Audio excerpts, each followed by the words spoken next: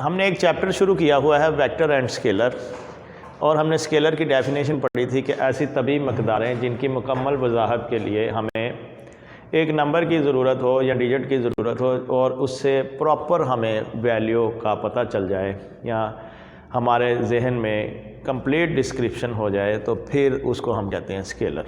English में हमने पढ़ा था physical quantity which have magnitude और number for complete description is called scalar. इसके बाद हमने एक चीज़ पढ़ी थी वेक्टर। वेक्टर में हमने ये पढ़ा था कि a physical quantity which have magnitude and direction for complete descriptions is called vector, कि ऐसी तभी मकदारें जिनकी मुकम्मल वजाहत के लिए हमें नंबर और सिमत का तयन करना पड़े तो उसको हम वेक्टर कहते हैं। तीसरी चीज़ हमने पढ़ी थी यूनिट वेक्टर। यूनिट वेक्टर, अब यूनिट वेक्टर हमने पढ़ा ऐसा वेक्टर जिसका मैग्नीट्यूड 1 हो, इस कॉल्ड यूनिट वेक्टर। और फिर हमने इसका फार्मूला पढ़ा था वेक्टर बटा मैग्नीट्यूड। चौथी चीज़ हमने ये पढ़ी थी parallel vector. Parallel vector, two vector have same direction is called parallel vector, कि दो वेक्टर जिनकी डायरेक्शनें सेम हो उसको हम पैरेलल वेक्टर कहते हैं। फिर हमने इस चैप्टर में पढ़ा स्केलर प्रोडक्ट और डॉट प्रोडक्ट, कि जब हम दो वेक्टर क्वांटिटीज़ को आपस में ज़रब दें और जवाब में हमारे पास स्केलर क्वांटिटी आ जाए तो वो स्केलर प्रोडक्ट और डॉट प्रोडक्ट कहलाती है। फिर हमने इसके फार्मूले देखे, ए डॉट बी, ए का मैग्नीट्यूड, बी का magnitude cos theta. Cos theta निकालने के लिए ए डॉट बी, ए का मैग्नीट्यूड, बी का मैग्नीट्यूड। इसके बाद फिर हमने पढ़ा कि ए डॉट बी अगर ज़ीरो के बराबर है then A and B are perpendicular, और A and B are right angle. फिर हमने पढ़ा projection of A along B, A dot B बराबर है बी का मैग्नीट्यूड। ये हमने फ़िलहाल स्केलर प्रोडक्ट को लिखा है और आज इन्हीं के हम क्वेश्चन करेंगे जो कि हमारी एक्सरसाइज में मौजूद है। इसके बाद क्वेश्चन आप देखें कि क्वेश्चन नंबर 2 है दूसरी एक्सरसाइज के, कि show that the vector 3i - j + 7k, कौन सा वेक्टर है हमारे पास 3i। Question number 2,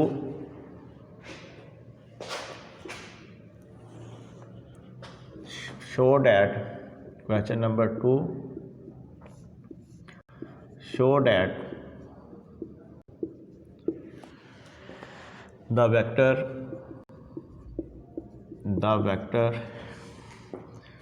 3i - j = 7k and -6i + 3j + 3k are right angle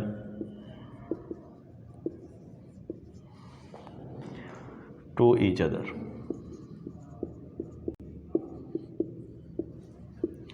अब ये क्वेश्चन है बहुत सिंपल और छोटा सा।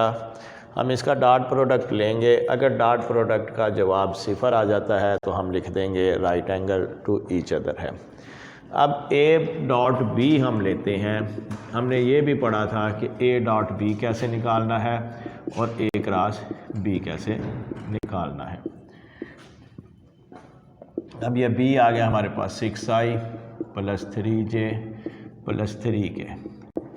अब आप ये देखें कि हमने पढ़ा था कि i को i से ज़रब देनी है हमने, ये हमारे पास माइनस के 18 आ गया।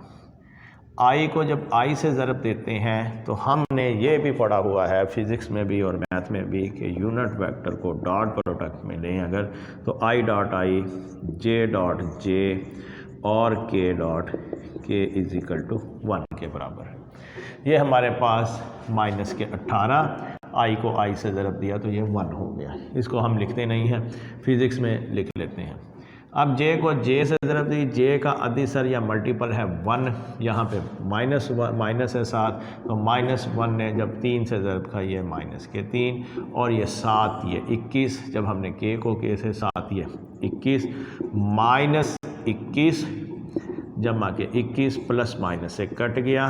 a डॉट b का जवाब हमारे पास कितना आ गया 0। हम लिखेंगे a and b are right angle to each other. इसके बाद ये है हमारे पास क्वेश्चन। अगर हम इससे मिलते जुलते क्वेश्चन को एक को उठाएं तो हमारे पास क्वेश्चन है, इसमें उसने कहा कि show that the vector a and b are right angle to each other. लेकिन अब वो हमें इसी से मिलते जुलते क्वेश्चन में कह रहा है कि find x so that a and b are perpendicular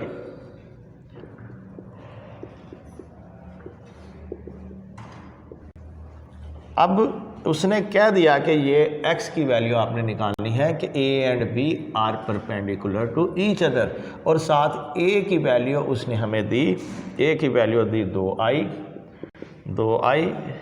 + 4j - 7k, और b उसने हमें दिया 2i + 6j + xk। अब a डॉट b जो है हमारे पास उसने ये बता दिया है कि r परपेंडिकुलर हैं। इसका मतलब ये है कि ये a डॉट b बराबर है 0 के।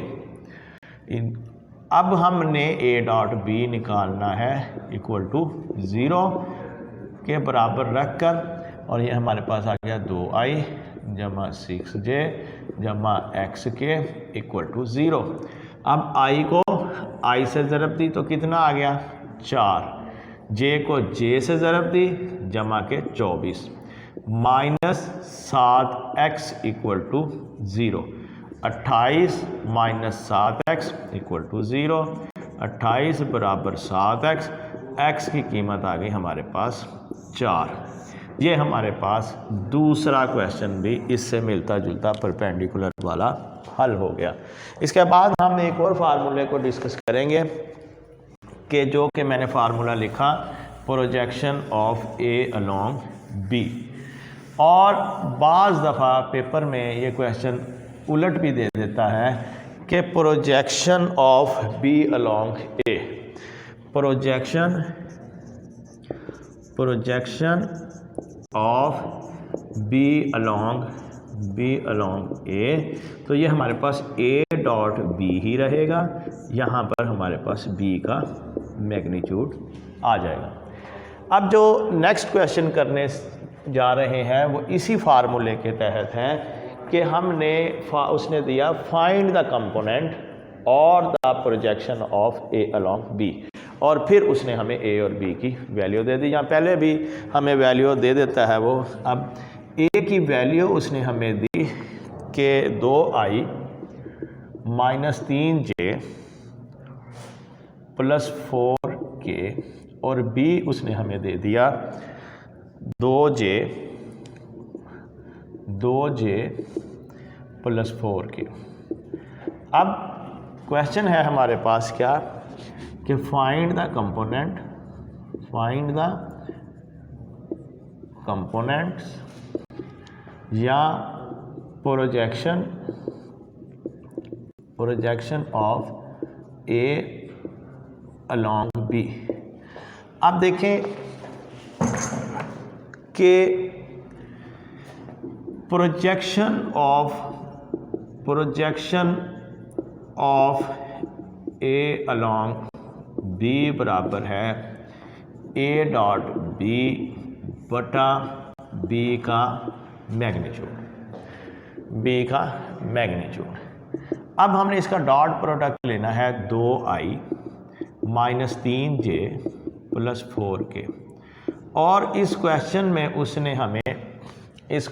उसने हमें i नहीं दिया हुआ, तो हम i अपनी तरफ से रखेंगे 0i plus 2j plus 4k और नीचे b का मैग्नीट्यूड। अब मैग्नीट्यूड लेने का तरीकाकार क्या है कि जज़र और b वाली वैल्यू के अद्दी सरों का मुरब्बा। j का कितना आ गया, 2 है और इसका मुरब्बा, और इधर k का कितना है, 4 का मुरब्बा।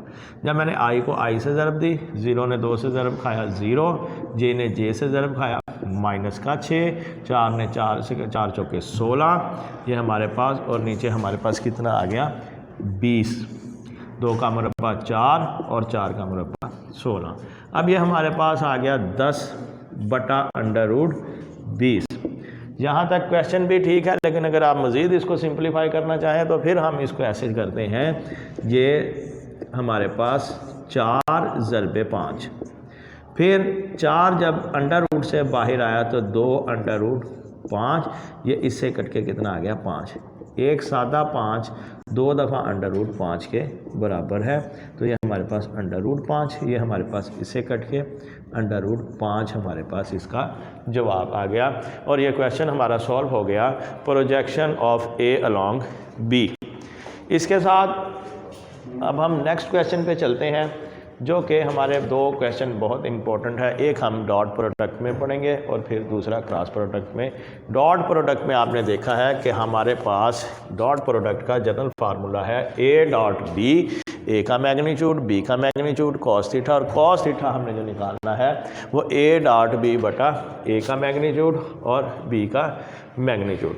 इसी तरह क्वेश्चन आ गया हमारे पास कि हमने कॉस थीटा निकालना है, cos theta,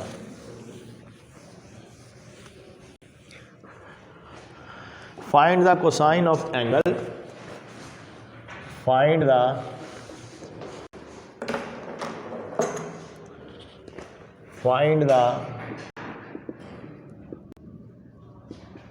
cosine of angle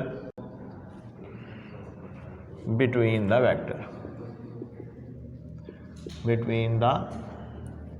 vectors।